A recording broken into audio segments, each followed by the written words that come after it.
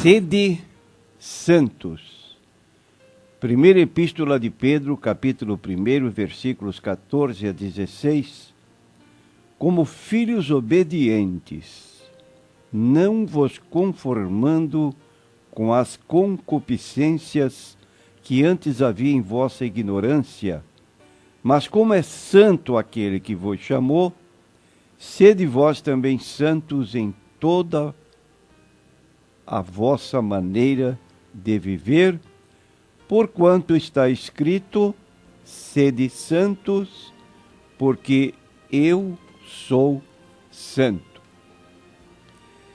Prezados ouvintes, uma leitura bíblica como a que acabamos de fazer, sede santos, porque eu sou santo, pode parecer absurdo para alguém ouvir tal declaração, considerando que todos nós somos pecadores.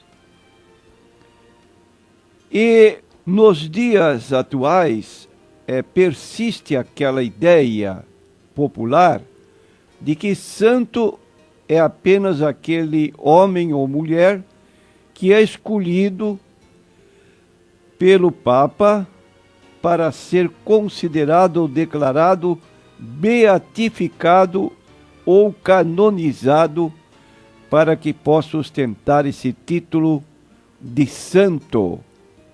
E assim, essa ideia persiste na mente de muitas pessoas, de modo que se dizer genericamente sede santos, sem qualquer manifestação de aprovação pelo Papa, pode parecer absurdo, como dissemos. Mas indo à Bíblia Sagrada, nós vamos notar que em duas situações uma pessoa pode ser considerada santa. Primeiro sentido da palavra santo é imaculado. Ora, nesse aspecto imaculado, das pessoas que viveram aqui neste mundo, só podemos apontar o Senhor Jesus Cristo. No livro de Hebreus, capítulo 7, versículo 26, diz o texto bíblico: porque nos convinha tal sumo sacerdote, santo, inocente, imaculado, separado dos pecadores e feito mais sublime do que os céus. Então queremos dizer que Jesus era uma pessoa humana, como nós somos humanos. Ele tinha corpo, como nós temos corpo, e sentia as contingências que nós todos seres humanos sentimos. Sentia fome, sentia sede, ele se cansava, ele dormia, ele tinha fome, de modo que podemos dizer que Jesus, nesse aspecto, era igual a nós, e mesmo depois de ressuscitado, ainda ele desafiou seus discípulos para que o apalpassem e pudessem comprovar que ele tinha carne e ossos, como nós temos. E, no entanto, ele teve um nascimento virginal, ele não tinha uma natureza pecaminosa, caída como nós, de modo que o texto bíblico, referindo-se ao Senhor Jesus Cristo, o declara imaculado. Agora, quando nós lemos no texto que já foi feito a leitura, sede santos, aí há um outro sentido para a palavra santo, que é aplicado na Bíblia Sagrada para membros de igrejas, que existiam nos dias do apóstolo Paulo. Escrevendo sua carta aos Efésios, Paulo diz assim no capítulo 1 desta epístola: Paulo, apóstolo de Jesus Cristo, pela vontade de Deus, aos santos que estão em Éfeso. Então, os cristãos da cidade de Éfeso foram chamados por Paulo como santos, não santos imaculados, mas santos no sentido de separados, dedicados para servir a Deus. O mesmo ocorre quando ele dirige sua carta aos Coríntios, ainda no capítulo 1, logo na apresentação aos seus leitores, ele diz o seguinte: Paulo, chamado apóstolo de Jesus Cristo pela vontade de Deus, e o irmão Sóstenes, a igreja de Deus que está em Corinto, aos santificados em Cristo Jesus, chamados santos, com todos os que em todo lugar invocam o nome de nosso Senhor Jesus Cristo, Senhor deles e nosso. Neste aspecto segundo, santo, separado, me permita perguntar a você que me ouve: você é um santo? Não santo canonizado, beatificado, mas um santo que foi santificado por Cristo Jesus quando tomou a iniciativa de aceitá-lo como Salvador e Senhor?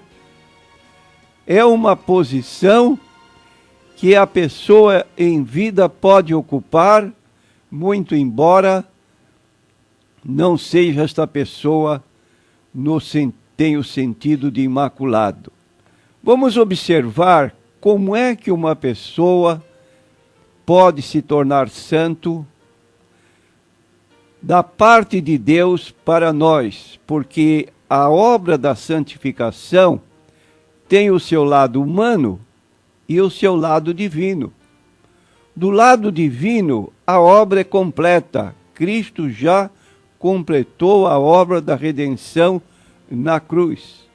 Então, como é que nós podemos ser santificados mediante a obra de Deus? Nós podemos ser santificados por meio da palavra de Deus. Uma Bíblia Sagrada não é para ser guardada sem leitura, mas é para ser lida. O que ela produz na nossa vida? No capítulo 15 de João, e no versículo 3, Jesus contando a parábola da videira verdadeira, ele diz: eu sou a videira verdadeira e meu pai é o lavrador.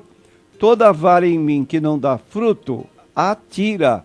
Limpa toda aquela que dá fruto, para que dê mais fruto.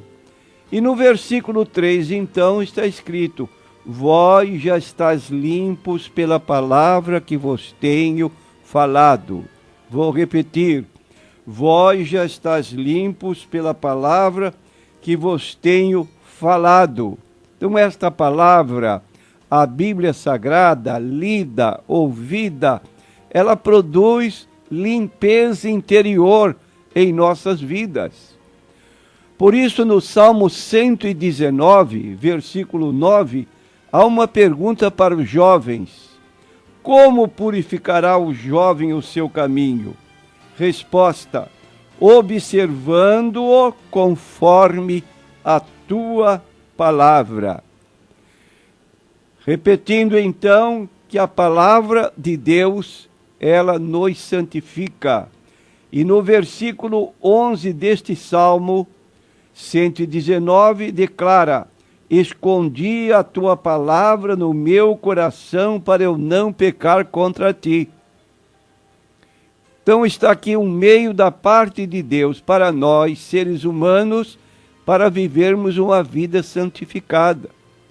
À medida que vamos lendo a palavra de Deus, a Bíblia Sagrada, ela vai produzindo uma mudança em nossa maneira de viver, querendo nós chegarmos ao padrão estabelecido por Deus, deixando de lado o nosso próprio padrão. Diz Paulo, e não sede conformados com este mundo, mas sede transformados pela renovação do vosso entendimento, para que experimenteis qual seja a boa, agradável e perfeita vontade de Deus. Meu prezado ouvinte, você é uma pessoa que deseja ser santificado dentro do conceito da Bíblia Sagrada? Você não pode deixar de lado a Bíblia Sagrada. Você precisa ler a Bíblia Sagrada. Você precisa estudar a Bíblia Sagrada.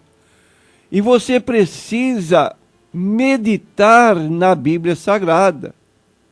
Ela vai limpando o nosso interior. Nós também podemos ser santificados fundamentalmente pelo sangue de Jesus. No capítulo 1 da primeira carta de João, no versículo 7, ele diz o texto: o sangue de Jesus Cristo nos purifica de todo o pecado. E se nós viermos a pecar depois, mesmo do conhecimento da palavra de Deus, não pecados propositados, pecados às vezes involuntários, mas pecamos. Então diz ainda o apóstolo João no capítulo 2 desta mesma carta: meus filhinhos, estas coisas vos escrevo para que não pequeis, e se alguém pecar, temos um advogado para com o Pai, Jesus Cristo, o justo. E ele é a propiciação, é o resgate pelos nossos pecados, e não somente pelos nossos, mas também pelos de todo o mundo. Então aqui está o sangue de Jesus Cristo, nos purifica de todo o pecado, não de algum pecado. Na epístola ainda aos Hebreus, no capítulo 10, versículo 10 a 12, está escrito: na qual vontade temos sido santificados pela oblação do corpo de Jesus Cristo, feito uma vez, e assim todo sacerdote aparece cada dia, ministrando e oferecendo muitas vezes os mesmos sacrifícios que nunca podem tirar os pecados. Mas Jesus, havendo oferecido para sempre um único sacrifício pelos pecados, está sentado à destra de Deus. Porque com uma só oblação aperfeiçoou para sempre os que são santificados. Aí estão os meios divinos para nossa santificação. Somos santificados pela palavra de Deus, somos santificados pelo sangue de Jesus e somos santificados pelo Espírito Santo. É o Espírito Santo que produz em nós novas formas de viver que agradam a Deus. Diz no capítulo 5 do livro de Gálatas 22 e 23, mas o fruto do Espírito é amor, gozo, paz, longanimidade, benignidade, bondade, fé, mansidão, temperança.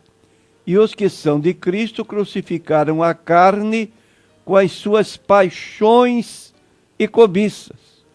Se vivemos em espírito, andemos também em espírito.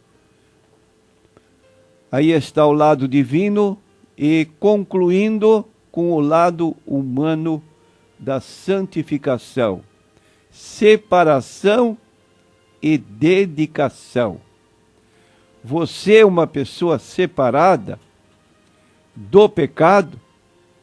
Está escrito assim, pois, se alguém se purificar a si mesmo destes erros ou destes pecados, será um vaso para a honra, santificado e útil para Deus, estando preparado para toda boa obra. Então, a razão de Deus não usar certas pessoas é porque essas pessoas nunca se separam para se dedicar, para servir exclusivamente a Deus. Em Mateus, capítulo 5, 24, o Senhor Jesus foi muito claro: ninguém pode servir a dois senhores. Ou se dedicará a um e desprezará o outro. Logo, se queremos agradar a Deus, temos que nos separar. E dedicação. A dedicação é algo que fazemos, envolve a nossa vontade e inclui todo o nosso ser. Quando então diz o apóstolo Paulo, em Romanos 12, versículo 1, rogo-vos, pois, irmãos, que apresenteis os vossos corpos em sacrifício vivo, santo e agradável a Deus, que é o vosso culto racional. Meu prezado ouvinte, saiba que Deus não força, não obriga, não arrasta ninguém para ser santo. Ele convida, Ele deseja, mas nós temos que aplicar os meios pelos quais podemos nos tornar santos, no sentido de sermos separados e dedicados para Ele, e essa entrega é livre e espontânea. Um pedido que Davi fez, o Salmo 51, e versículo 12, é o mesmo que devemos fazer se queremos realmente ser santos para agradar a Deus. Ele disse: mantém-me com um espírito voluntário. Espírito voluntário é aquela atitude espontânea, aquela dedicação, aquele entusiasmo, aquele fervor de servirmos a Deus. Não somos pessoas constrangidas, obrigadas a cumprir certos ritos, certas penitências, mas de todo o coração servimos a Deus, porque o amamos em primeiro lugar na nossa vida. Sede santos, porque eu sou santo, disse Deus na sua palavra. Amém.